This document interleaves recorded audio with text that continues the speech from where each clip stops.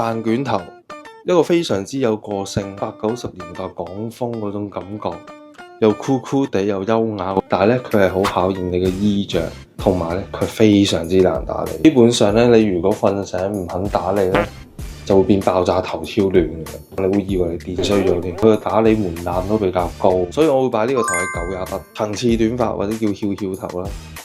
佢近2年比較興嘅，10年前咧個個人剪短頭髮都要佢彎入去，而家係要佢翹出嚟，好有線條感、空氣感，非常之日系嗰種感覺。當然啦，佢都好考驗髮型師嘅剪工，剪唔剪到呢種觸感呢種感覺。佢基本上都可以根據你好多唔同嘅衣着同埋化妝風格做出唔同嘅 feel 嘅。咁由於呢個頭短得嚟又有層次，瞓醒都亂嘅，但係咧，你肯噴一噴水梳下佢，其實都 OK。呢個髮型有個好處咧，就係留到膊頭嘅位置咧，佢已經會自動翹起啦，已經唔使你點夾啦，已經自己識翹。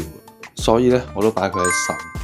喺度同大家講聲，呢度純粹我嘅個人意見啦。有好多時大家喺網上見到唔同嘅髮型，覺得好好睇啊，其實做出嚟係咪真係咁呢？同埋你又係咪真係肯去打理、肯去呈現、肯去學習呢？好，今日分享到呢度，下一次我哋劉海嘅排名。